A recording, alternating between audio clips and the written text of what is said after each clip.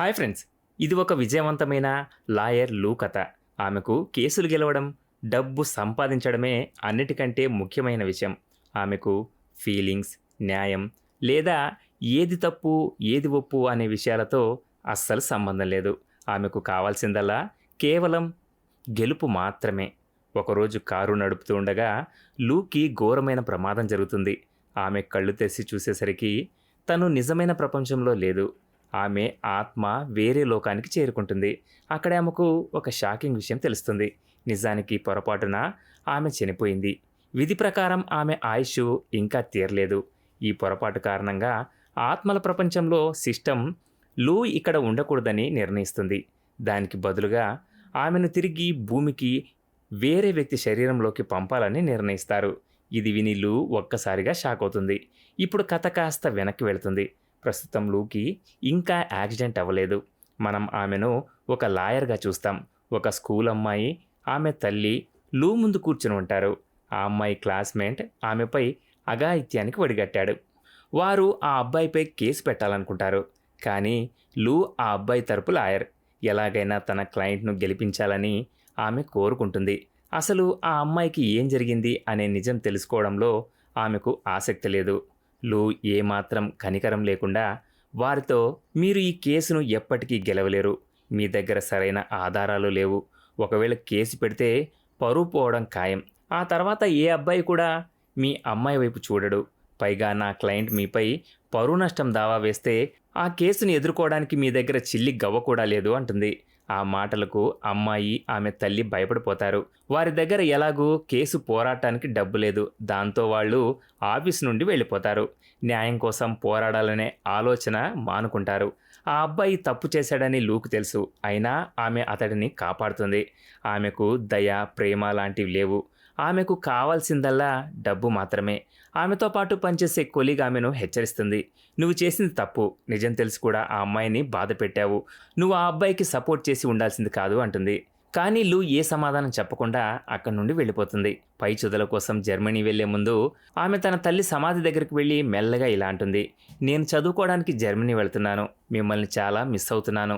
నాకు తోడుగా ఉండండి అని అంటుంది. ఆమె మాటలను బట్టి తన తండ్రితో ఆమెకు ఎలాంటి సంబంధం లేదని అర్థమవుతుంది. ఆమె తండ్రి ఎప్పుడూ ఆమెను తన కూతురిగా స్వీకరించలేదు. సరైన తోడు ఇవ్వలేదు. ఆ సమాధి నుండి తిరిగి వస్తున్నప్పుడే ఆమె కారుకు ఆ ఘోరమైన ప్రమాదం జరుగుతుంది. మరుక్షణం ఆమె ఒక వింత హాల్లో నిలబడి ఉంటుంది. అక్కడ చాలా కౌంటర్లు ఉంటాయి. ఎన్నో ఆత్మలు వరుసలో నిలబడి ఉంటాయి. లూకి అసలు అది ఏ ప్రదేశమో అర్థం కాదు. ఒక కౌంటర్ దగ్గర కూర్చున్న అమ్మాయిని ఇలా అడుగుతుంది, మేడం ఇది ఏ చోటు అని. అప్పుడు ఆ అమ్మాయి ఇలా సమాధానమిస్తుంది, ఇది విధి కౌంటర్. మనుషులు చనిపోయిన తర్వాత ఇక్కడికే వస్తారు అని అంటుంది. లూ నమ్మలేకపోతుంది. కానీ తను చనిపోయిందనేది పచ్చి నిజం. అది తన శరీరం కాదు, కేవలం ఆత్మ మాత్రమే. కాసేపటి తర్వాత ఆమెను అక్కడి డైరెక్టర్ దగ్గరికి తీసుకెళ్తారు. డైరెక్టర్ కూడా ఇలా అంటాడు, సారీ మేడం, ఒక పొరపాటు జరిగింది. మీ చావుకు ఇంకా సమయం రాలేదు. మేము వేరే ఆవిడని తీసుకురావాల్సింది. ఆమె పేరు కూడా లూ. ఆమె ఉండే ప్రదేశం కూడా మీ దగ్గరలోనే ఉంది. మా వల్ల చిన్న పొరపాటు జరిగింది. దీన్ని వెంటనే సరిదిద్దాలి అని. ఆపై అతను, ఈ రాత్రి మేము నిన్ను మరో శరీరంలోకి పంపిస్తాము. నీ జ్ఞాపకాలు నీతోనే ఉంటాయి, కానీ ముఖం మాత్రం ఆమెది అవుతుంది. ఈరోజు ఆమెకు ఒక ప్రమాదం జరుగుతుంది. ఆమె ఆత్మ బయటకు రాగానే నువ్వు ఆమె స్థానాన్ని తీసుకో అని చెప్తాడు. లూకి ఏమీ అర్థం కాదు. కాబట్టి ఆమె వాదించదు. మరుసటి రోజు ఉదయం ఆమె ఒక కొత్త జీవితంతో కళ్ళు తెరుస్తుంది. ఆమె ఒక మంచం మీద ఒక వ్యక్తితో పడుకుని ఉంటుంది. అతనే ఆమె కొత్త భర్త. తనకు ఇప్పుడు 2 పిల్లలు ఉన్నారని, వారు తనను ఎంతో ప్రేమిస్తున్నారని ఆమెకు అర్థమవుతుంది. ఆ ఇల్లు చూశాక ఆమె పూర్తి స్థాయి గృహిణి అని అర్థం చేసుకుంటుంది. కొడుకును స్కూల్లో వదిలిపెట్టిన తర్వాత ఆమె తన పాత న్యాయస్థానానికి వెళ్తుంది. కానీ అక్కడ ఎవరూ ఆమెను గుర్తించరు. ఆమె కొలీగ్ కూడా ఆమెను ఎవరో కొత్త వ్యక్తిలా చూస్తుంది. వారితో మాట్లాడి ప్రయోజనం లేదని లూకి అర్థమవుతుంది. కోపంతో తను ఎక్కడో చిక్కుకుపోయినట్లు ఆమెకు అనిపిస్తుంది. నాకు ఈ జీవితం వద్దు అని అనుకుని లూ ఒక కారు ముందు నిలబడుతుంది. కానీ డ్రైవర్ ఆమెను చూసి కారును పక్కకు తిప్పుతాడు. ఆమె అమాయకంగా, ఆందోళనగా అక్కడే నిలబడిపోతుంది. ఆమె వాష్రూమ్కి వెళ్ళినప్పుడు ఆత్మల లోకపు డైరెక్టర్ అకస్మాత్తుగా ఆమె ముందు ప్రత్యక్షమవుతాడు. అతను, నువ్వు ఈ జీవితాన్ని గడపాల్సిందే. దీన్ని ఆస్వాదించడానికి ప్రయత్నించు, లేదంటే నీకు మంచిది కాదు అని చెప్తాడు. లూ కోపంగా, నువ్వు నన్ను పని చేయని, ఒక శరీరంలోకి పంపావు. నా జీవితమే నా పని అని అంటుంది. అందుకు డైరెక్టర్ శాంతంగా, ఇల్లు చూసుకోవడం పని కాదని నీకు అనిపిస్తుందా? ఒక కుటుంబాన్ని చూసుకోవడం ప్రపంచంలోనే అత్యంత కష్టమైన పని. నువ్వు వారంలో 7 రోజులు పని చేయాల్సి ఉంటుంది అని చెప్తాడు. డైరెక్టర్తో మాట్లాడిన తర్వాత లూ ఇష్టం లేకపోయినా ఆ జీవితాన్ని కొనసాగించాల్సి వస్తుంది. ఆమె కుటుంబం కోసం ఆహార పదార్థాలు కొనడానికి కిరాణా షాప్‌కు వెళ్తుంది. తనకు అవసరమైన వస్తువులన్నీ తీసుకుంటుంది. కానీ కౌంటర్ దగ్గర బిల్లు చూసి తన బ్యాంక్ బ్యాలెన్స్ చెక్ చేసుకుంటే డబ్బులు తక్కువగా ఉంటాయి. ఆ క్షణంలో ఆమెకు అర్థమవుతుంది. ఈ కుటుంబం ధనవంతులది కాదని, నన్ను పేదవాళ్ల లోకంలోకి నెట్టేశారు అని అనుకుంటుంది. ఇప్పుడు ఆమె ప్రతి రూపాయి ఆలోచించి ఖర్చు చేయాలి. అప్పుడే ఆమెకు ఒక ఫోన్ వస్తుంది. ఆమె కొడుకు బస్టాప్ దగ్గర ఎదురు చూస్తూ ఉన్నాడు. ఆమె వెంటనే అతడిని తీసుకురావడానికి వెళ్తుంది. కొడుకు ఆమెను ఒక వింత చూపు చూస్తాడు. తన ముందు ఉన్నది తన తల్లి కాదని అతనికి అనిపిస్తుంది. లూ అతని అనుమానాన్ని అర్థం చేసుకుంటుంది. ఆమె అతని దగ్గర కూర్చొని నిజం చెప్తుంది. ఆత్మల లోకం గురించి, ఆ పొరపాటు గురించి, శరీరం మారిన విషయం కూడా చెప్తుంది. కానీ చిన్న అబద్ధం కూడా ఆడుతుంది. 7 రోజుల తర్వాత నీ అసలైన తల్లి తిరిగి వస్తుంది అని చెప్తుంది. ఎందుకంటే ఆ పిల్లాడి మనస్సు విరగ్గొట్టడం ఆమెకు ఇష్టం లేదు. కొడుకు అంతా విని, సరే నేను ఈ విషయం ఎవరికి చెప్పను అని అంటాడు. ఆ తర్వాత ఆ పిల్లాడు ఇంట్లో ఎవరికి ఏది ఇష్టం, ఏది ఇష్టం లేదు అనేది ఆమెకు చెప్పడం మొదలు పెడతాడు. మెల్లమెల్లగా వారిద్దరి మధ్య ఒక అందమైన స్నేహం మొదలవుతుంది. రాత్రి లూ అందరి కోసం వంట చేస్తుంది. చాలా ప్రయత్నిస్తుంది. కానీ కుటుంబ సభ్యులు తిన్నప్పుడు భర్త అలాగే పెద్ద కూతురు రుచి ఏమాత్రం బాగోలేదని అంటారు. లూ కోపంతో వాదనలు ఆపి మౌనంగా తినండి అని అరుస్తుంది. అందరూ భయపడి ఏమీ మాట్లాడకుండా తింటారు. రాత్రి బెడ్రూమ్లో భర్త తాము త్వరలోనే ఒక పార్టీకి వెళ్లాల్సి ఉందని చెప్తాడు. లూ సంతోషంగా, నేను పార్టీ కోసం కొత్త డ్రెస్ కొనుక్కోవాలనుకుంటున్నాను అని అంటుంది. ఇది విని భర్త ఆశ్చర్యపోతాడు. ఎందుకంటే తన భార్య ఎప్పుడూ తన కోసం డబ్బు ఖర్చు చేసేది కాదు. అయినా అతను, సరే ఒక డ్రెస్ కొనుక్కో అని అంటాడు. ఆ తర్వాత అతను తన భార్యకు దగ్గరవడానికి ప్రయత్నిస్తాడు. కానీ లూకి అది కాస్త ఇబ్బందిగా అనిపిస్తుంది. ఆమె తనకు ఒంట్లో బాలేదని, నా జబ్బు నీకు వస్తుందేమో అని సాకులు చెప్తుంది. చివరకు ఆమె లివింగ్ రూమ్లోని సోఫా మీద పడుకుంటుంది. మరుసటి రోజు ఉదయం ఆమె కొడుకుతో కలిసి మళ్ళీ కిరాణా షాప్కి వెళ్తుంది. ఈసారి అందరికీ ఇష్టమైన కూరగాయలు, వస్తువులు కొంటుంది. రాత్రి భర్త ఆఫీస్ నుండి వచ్చేసరికి లూ తన కోసం మాత్రమే కాకుండా భర్త కోసం కూడా ఖరీదైన బట్టలు కొన్నట్లు చూస్తాడు. ధర చూసి అతను ఆశ్చర్యపోతాడు. తన భార్యకు ఏమైందో అతనికి అర్థం కాదు. ప్రతి పైసా దాచే ఆవిడ ఇలా ఆలోచించకుండా ఖర్చు చేయడం ఏంటని ఆశ్చర్యపోతాడు. అతను శాంతంగా, మనం ఈ డబ్బు పిల్లల భవిష్యత్తు కోసం దాస్తున్నాం అని చెప్తాడు. కానీ లూ, మనం ఎప్పుడూ లైఫ్ని ఎంజాయ్ చేయకపోతే డబ్బు సంపాదించి ఏం లాభం అని అంటుంది. అది విని భర్త నిరాశ చెందుతాడు. ఖర్చు చేసిన అదనపు డబ్బును సంపాదించడానికి అతను ఓవర్ టైం పని కోసం తిరిగి ఆఫీస్కు వెళ్ళిపోతాడు. అతను వెళ్ళిపోవడం చూసి లూకి తప్పు చేశానన్న అపరాధ భావం, విచారం కలుగుతాయి. అందుకే ఆమె ఒక బార్కి వెళ్ళి డ్రింక్ ఆర్డర్ చేస్తుంది. ఆమె అక్కడ కూర్చుని ఉన్నప్పుడు ఒక మహిళ ఆమె దగ్గరకు వస్తుంది. ఆమెకు ఈ శరీరానికి చెందిన పాత యజమాని తెలుసు. కాబట్టి లూ కూడా ఆమె అనుకుని మాట్లాడుతుంది. ఆమె లూ పక్కన కూర్చుని, నీ కుటుంబం నాకు చాలా ఇష్టం. నువ్వు, నీ భర్త అంతా కలిసి పంచుకుంటారు. మీరందరూ చాలా బాగుంటారు. మీ కుటుంబాన్ని చూస్తే నాకు నమ్మకం కలుగుతుంది అని అంటుంది. ఆ మాటలు లూ మనసును తాకుతాయి. మొదటిసారి ఆమెకు ఒక కేసు గెలిచినప్పుడు కలిగే సంతోషం కంటే ఒక ప్రేమగల కుటుంబంలో భాగమైనందుకు గర్వంగా అనిపిస్తుంది. ఆమె బయటకు వచ్చినప్పుడు తనలో ఒక కొత్త అనుభూతి కలుగుతుంది. ఇంటికి వెళ్తున్నప్పుడు తన కూతురు ఒక అబ్బాయితో ఉండడం చూస్తుంది. వారిద్దరూ కిస్ చేసుకుంటుండగా లూ అడ్డుపడుతుంది. కూతురు భయపడిపోతుంది. కానీ లూ అరవదు. ఆమెతో ప్రేమగా మాట్లాడుతుంది. బాయ్ ఫ్రెండ్ ఉండడం తప్పు కాదు, కానీ ఈ వయసులో ఇలాంటివి చేయకూడదు. ఇప్పుడు చదువు ముఖ్యం. అయినా నీ బాయ్ ఫ్రెండ్ గురించి నాకు ఎందుకు చెప్పలేదు అని అడుగుతుంది. కూతురు తన తల్లి కోప్పడుతుందని, శిక్షిస్తుందని అనుకుంటుంది. కానీ ఆమెకు ప్రేమ, అవగాహన దక్కాయి. ఆమె కళ్ళు చెమర్చుతాయి. ఇక నుండి నేను నీకు అన్నీ చెప్తాను అని కూతురు అంటుంది. రోజులు గడిచే కొద్దీ లూ మనసు మారడం మొదలవుతుంది. ఆమె తన పిల్లలకు మరింత దగ్గరవుతుంది. ఆ రాత్రి ఆత్మల లోకపు డైరెక్టర్ మళ్ళీ వస్తాడు. అతను నవ్వుతూ, ఇప్పుడు ఎలా ఉంది, ఇంకా నీ జీవితాన్ని అసహించుకుంటున్నావా అని అడుగుతాడు. లూ నిట్టూర్పు విడిచి నిజం చెప్తుంది. నేను అనుకున్నంత దారుణంగా ఏమీ లేదు ఈ జీవితం. ఇల్లు చూసుకోవడం తక్కువ పనేం కాదు. ఇది చాలా ముఖ్యమైన విషయం. ప్రజలు అనుకున్నంత తేలికైతే అస్సలు కాదు అని అంటుంది. ఆ మాట వినగానే డైరెక్టర్ మాయమైపోతాడు. లూ మౌనంగా కూర్చుని టీవీలో తన పెళ్లి వీడియో చూస్తూ ఉంటుంది. అందులో తన భర్త నవ్వుతూ తనను ప్రేమగా చూడటం గమనిస్తుంది. ఒకరికొకరు చేసుకున్న ప్రమాణాలను ఆమె చూస్తుంది. ఆ వీడియో చూస్తుంటే ఆమెలో ఒక కొత్త భావన కలుగుతుంది. తన జీవితంలో మొదటిసారిగా ఆమెకు ప్రేమ కావాలి అనిపిస్తుంది. కేవలం పేరుకే కాకుండా నిజమైన వైవాహిక బంధాన్ని కావాలని కోరుకుంటుంది. వీడియో చూస్తూనే ఆమె సోఫాలో అలాగే నిద్రపోతుంది. కాసేపటి తర్వాత భర్త ఆఫీస్ నుండి వస్తాడు. ఆమెను ప్రేమగా ఎత్తుకొని తీసుకెళ్లి మంచం మీద పడుకోబెడతాడు.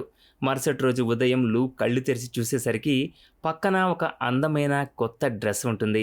తన భర్త తన కోసం ప్రత్యేకంగా దాన్ని కొని తెచ్చాడు. ఆ డ్రెస్ వేసుకుని అద్దంలో చూసుకుంటున్నప్పుడు ఆమె ముఖంలో చిరునవ్వు కనిపిస్తుంది. అది తాను అందంగా ఉన్నానని కాదు, తన గురించి ఎవరో ఒకరు ఇంతగా ఆలోచిస్తున్నారని కలిగిన సంతోషం. సాయంత్రం ఆమె తన భర్తతో కలిసి పార్టీకి వెళ్తుంది. అక్కడ ఆమెకు ఒక నిజం తెలుస్తుంది. తన భర్త చాలా నిజాయితీపరుడని అర్థమవుతుంది. అతను తలుచుకుంటే అక్రమంగా డబ్బు సంపాదించగలడు, కానీ ఏ తప్పుడు పనిలోనూ భాగస్వామి అవ్వడానికి అతను ఒప్పుకోడు. ఈ నిజాయితీ వల్లే అతనికి ఎప్పుడూ ప్రమోషన్ రాలేదు.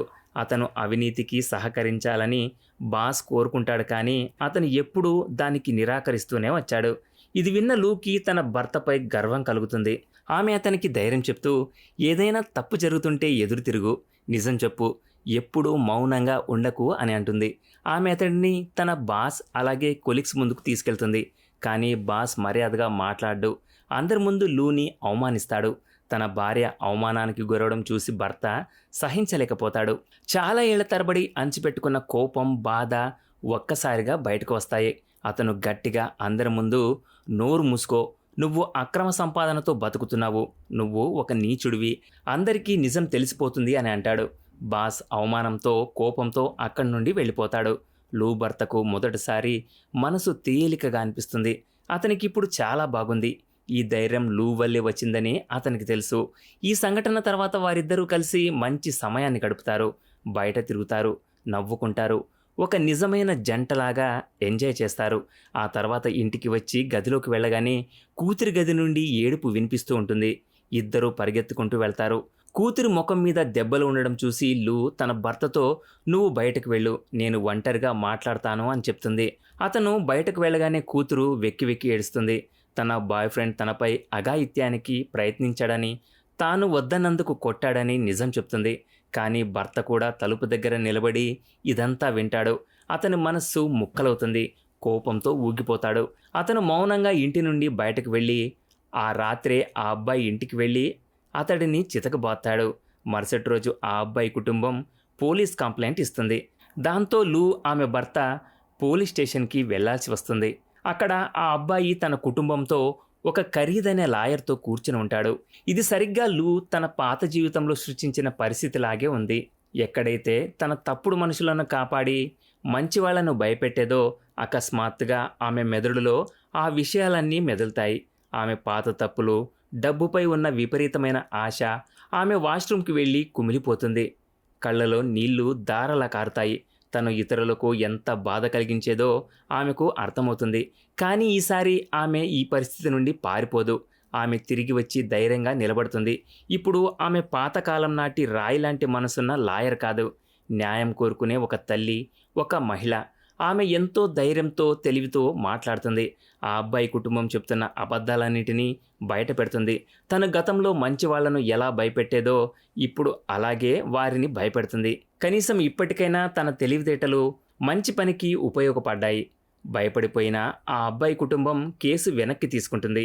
ఆ అబ్బాయి కూడా లూ కుటుంబానికి క్షమాపణ చెప్తాడు. ఇంటికి వెళ్ళిన తర్వాత కూతురు ఇంకా బాధగానే ఉంటుంది. నేను ఇక ఏ అబ్బాయిని నమ్మలేను అని ఆమె అంటుంది. లూ ఆమె పక్కన కూర్చుని ప్రేమగా, నువ్వు ఒక తప్పుడు మనిషిని కలిశావు, అంత మాత్రాన ప్రపంచంలోని మగవాళ్ళందరూ చెడ్డవారు అని కాదు, ఒక చెడ్డ వ్యక్తి వల్ల నీ మనసు రాయిలా మార్చుకోకు అని చెప్తుంది. కూతురు మౌనంగా విని ఆమెను హత్తుకుంటుంది. రోజు రోజుకు ఇంట్లో వాతావరణం ఎంతో ఆహ్లాదకరంగా మారుతుంది. భర్త ఎక్కువగా నవ్వడం మొదలు పెడతాడు. కొడుకు ఆమె వెంటే ఉంటాడు. కూతురు అన్నీ మనసు విప్పి మాట్లాడుతుంది.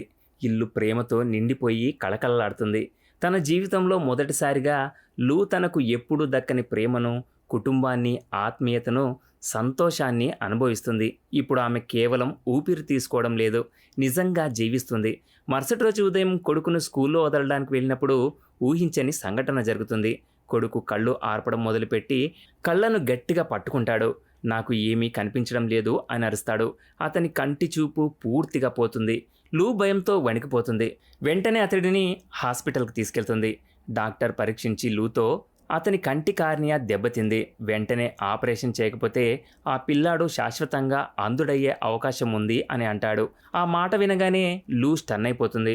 ఆమెకు ఎంతో భయం, బాధ, నిస్సహాయత కలుగుతాయి. కానీ ఎలాగలా తనను తాను సంధాయించుకొని ఆపరేషన్ మొదలు పెట్టమని డాక్టర్కి చెప్తుంది. కొన్ని గంటల తర్వాత ఆపరేషన్ పూర్తవుతుంది. పిల్లాడి కళ్ళు సురక్షితంగా ఉన్నాయని డాక్టర్ చెప్తాడు. లూ ఊపిరి పీల్చుకుంటుంది. ఆమె కళ్ళ నుండి నీళ్లు కారతాయి. అవి బాధతో వచ్చినవి కావు, ఉపశమనంతో వచ్చినవి. మరుసటి రోజు హాస్పిటల్లో కొడుకును చూడటానికి వెళ్తుండగా డైరెక్టర్ అకస్మాత్తుగా ఆమె ముందు ప్రత్యక్షమవుతాడు. అతని ముఖం ప్రశాంతంగా ఉన్నా సీరియస్గా ఉంటుంది. అతను మెల్లగా, నీ 7 రోజులు పూర్తయ్యాయి, ఇప్పుడు సమయం వచ్చింది, నువ్వు నాతో రావాలి అని అంటాడు. లూ ముఖం పాలిపోతుంది. ఆమె హాస్పిటల్ బిల్డింగ్ వైపు చూసి, ప్లీజ్ నన్ను ఒక్కసారి వారిని చూడనివ్వు, కేవలం ఒక్కసారి అని అడుగుతుంది.